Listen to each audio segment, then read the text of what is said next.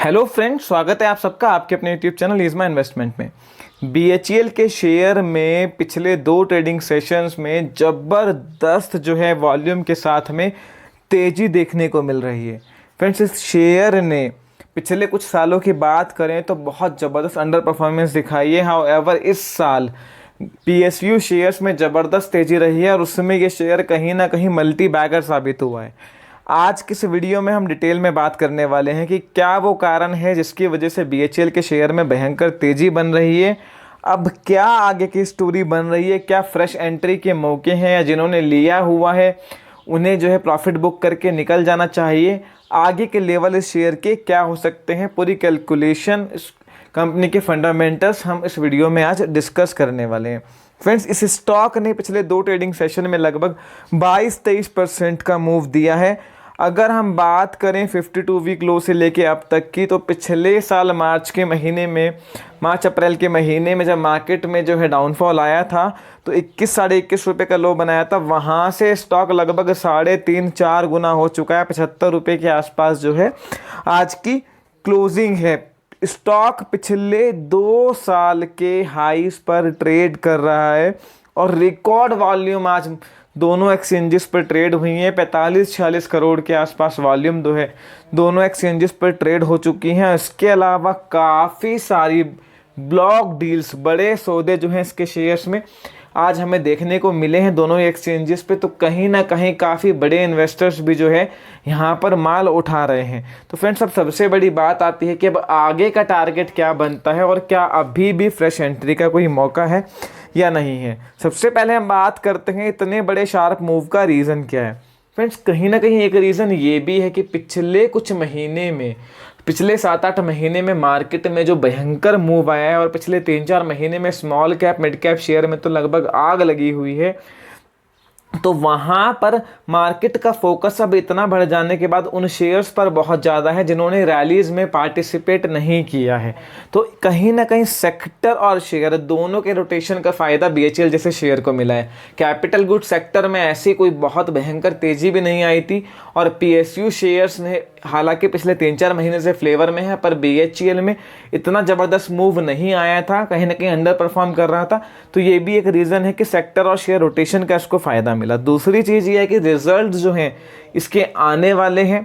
Q1 के result और market anticipate करके चल रही है कि पिछले 8-10 क्वार्टर्स के सबसे अच्छे रिजल्ट बीएचईएल के आ सकते हैं। इवन कहीं एस्टिमेशंस तो आ रहे हैं कि कैपिटल गुड सेक्टर में सबसे अच्छे रिजल्ट ही बीएचईएल के इस बार आ सकते हैं। इसके अलावा जो है पीएसयूज कंपनीज काफ़ी फ्लेवर में है जब से प्राइवेटाइजेशन की बात जो है चल रही है। हालांकि कोविड करके पिछले 1-2 महीने से जो सरकार का डिसइन्वेस्टमेंट का प्लान है उसमें कहीं ना कहीं डिले ज़रूर हुआ है, पर जैसे ही जो है कोविड का हैंगओवर ख़त्म होगा, कोविड केसेस में कमी आएगी, सरकार फिर से जो है प्राइवेटाइजेशन की तरफ मूव करेगी। और एसेट वाइज बीएचईएल एक बहुत बड़ी कंपनी है, तो यहाँ पर मार्केट कहीं ना कहीं ये भी सोच रही है कि लॉन्ग टर्म में एक बहुत बड़ी वैल्यू अनलॉकिंग हो सकती है। पिछले 5 क्वार्टर से देखें अगर फंडामेंटली बात करें तो कंपनी ने लगातार लॉसेस ही दिखाए हैं। रेवेन्यू फ्रंट पे, मार्जिन फ्रंट पे, प्रॉफिट के फ्रंट पे, रिजल्ट हर फ्रंट पे खराब रहे हैं। पर बीएचईएल के पास जो है हिडन एसेट्स बहुत सारी हैं, एसेट्स और लैंड बैंक बहुत है। कंपनी के अंदर हिडन वैल्यू बहुत ज़्यादा है। इनके जो प्लांट्स हैं वो इंडिया की प्रोमिनेंट लोकेशंस पर हैं जिनकी वैल्यू बहुत है।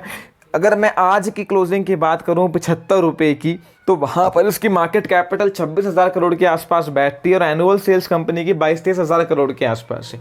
तो सेल्स टू मार्केट कैपिटल लगभग 1 के आसपास है और कंपनी की जो एसेट्स हैं उनकी वैल्यू उसकी मार्केट कैपिटल से कहीं ज़्यादा है। पर वो वैल्यू कब अनलॉक होगी इसके बारे में कुछ भी कमेंट करना बहुत मुश्किल है।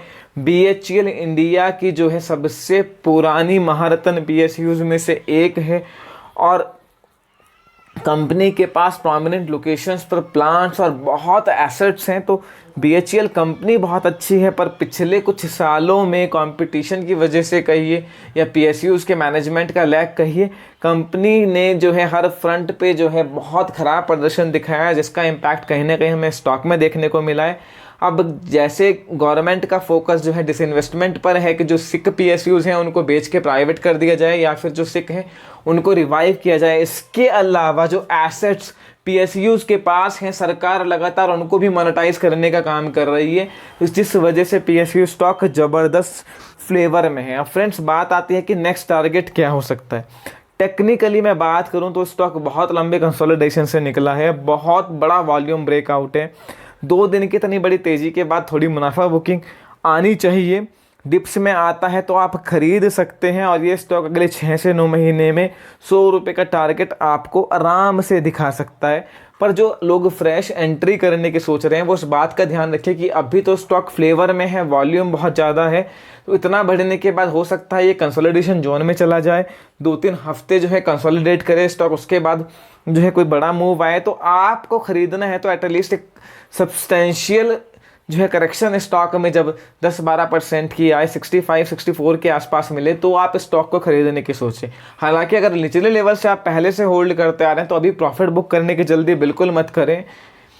इस स्टॉक में एक काफ़ी लंबे समय से जो है एक ब्रेकआउट एक्सपेक्टेड था तो वो आया है, तो स्टॉक यहाँ से 100 रुपये तक का मूव तो दिखाना चाहिए जिसके पूरे चांसेस लगते हैं।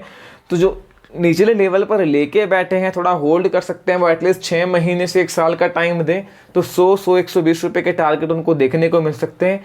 जो फ्रेश एंट्री करने के सोच रहे हैं वो करेक्शन का वेट करिए, निचले लेवल पे खरीदिए, आपको नुकसान नहीं होगा, शॉर्ट टू मीडियम टर्म में पैसा आपका बनेगा। एक चीज़ और भी बहुत अच्छी है कि ये स्टॉक में एक बड़ी करेक्शन कोई एंटिसिपेटेड नहीं है। स्टॉक 60-62 रुपये अगर आता है तो उसके चांसेस भी कम है कोई यहाँ से 40-50% टूट जाए। अगर मार्केट में भी एक बड़ी करेक्शन आती है तो भी यहाँ कोई स्टॉक में बड़ा करेक्शन आने के चांसेस कम है। तो ये एक करंट मार्केट सिचुएशन में कहीं ना कहीं एक सेफ बेट भी है, पर फ्रेश एंट्री सिर्फ और सिर्फ करेक्शन पे लीजिए।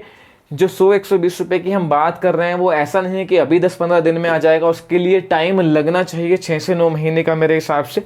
और एक बड़ी मूव के बाद प्रॉफिट बुकिंग स्टॉक में कहीं ना कहीं आनी चाहिए, पर स्टॉक फ्लेवर में है। और जब डिसइन्वेस्टमेंट की बातें दोबारा आएंगी, एसेट मोनेटाइजेशन की बातें दोबारा आएंगी कोविड वेव के ख़त्म होने के बाद, कम होने के बाद में, तो पीएसयू स्टॉक्स में नॉट ओनली बीएचईएल सारे पीएसयू स्टॉक्स में फिर से एक अच्छा मूव देखने को आपको मिल सकता है। फर्दर आपकी कोई भी क्वेरी इस वीडियो को लेकर हो, feel free to ask me in the comment section. Video पसंद आई है लाइक कीजिए, दोस्तों के साथ शेयर कीजिए, इज माई इन्वेस्टमेंट को सब्सक्राइब करना ना भूलिए। Thank you.